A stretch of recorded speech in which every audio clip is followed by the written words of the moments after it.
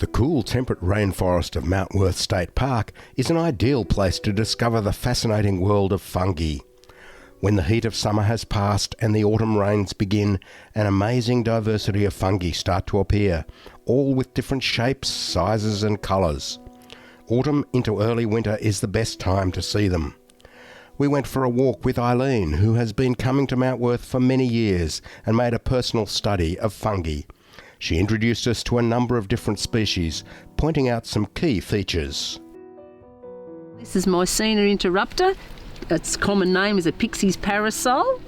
It's got tiny little gills underneath, and it's attached to the wood by a tiny little basal stem, that little round bit.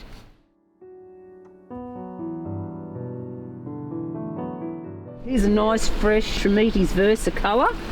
All these lovely parallel radial lines, they often come in bluey colours, orange colours, and that actually has tiny little pores underneath it.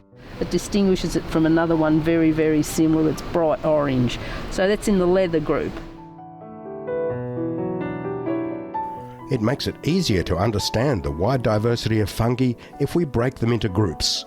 Eileen has already mentioned the leather group. Other fungi groups include the agarics, referred to as gill fungi. They are the most common fungi we see. Known as the great recyclers, they break down dead organic material and increase the capacity of trees and plants to take up nutrients from the soil. Other groups include the jellies, polypores, and corals. These are just a few of the groups which demonstrate the amazing diversity of fungi. Eileen will show us some more examples. This is a jelly fungi, but it's called a Pseudohydnum gelatosum, and it is jelly-like. But underneath, we've got tiny little teeth.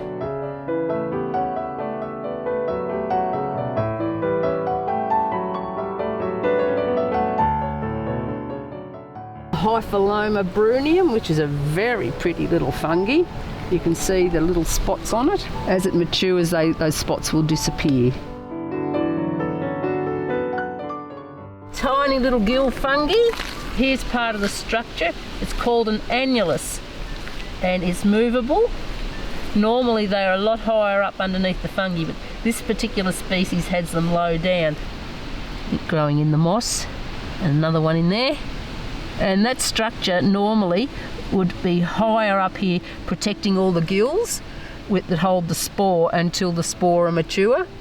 And then normally it will break or drop down, and that allows the spore to spread all over the place. The fungi we see are the fruiting bodies of a much larger organism hidden beneath the surface.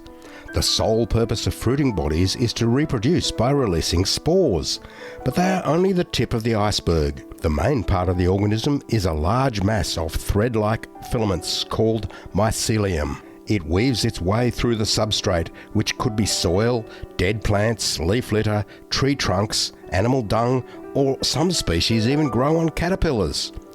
Fungi break down rotting material and recycle the nutrition back into the forest. And I guess the thing to recognise is that this is just the tip of the iceberg, so to speak. Yeah, the whole tree is full of mycelium. The parent, it's in there working its way, rotting it down, yes. And when it's got enough food and the conditions are right, it produces all these little fruiting bodies.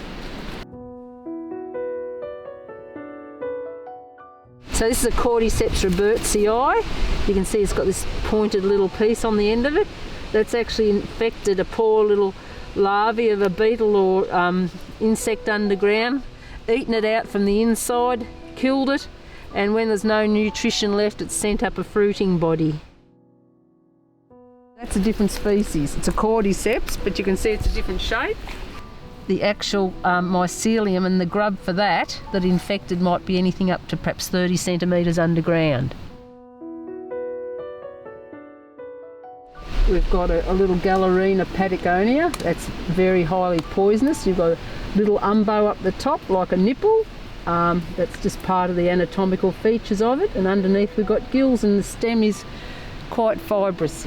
But these bootlace objects are part of a species of Armillaria, and Armillaria is a decomposing species, so they'll sneak off underneath here and devour nutrients and feed it back to the fungi for when it's ready to fruit.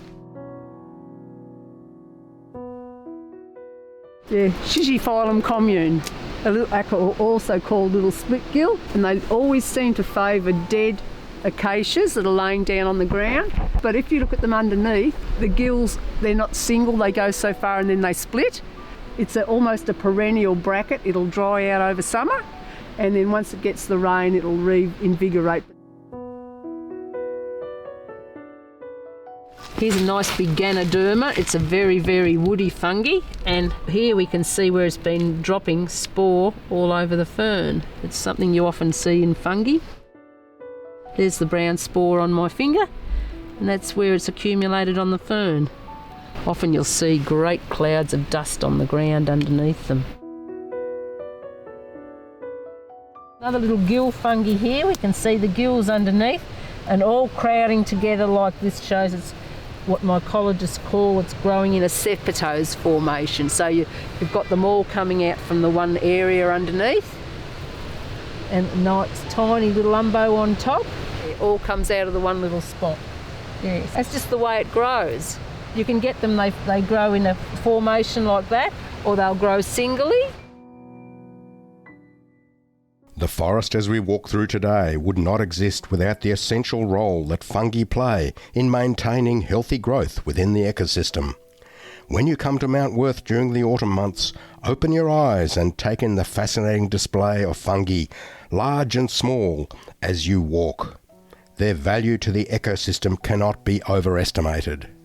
Remember that all flora and fauna in the park are protected by legislation. They cannot be removed or damaged in any way. Take nothing more than photographs and help protect our natural heritage for future generations to enjoy.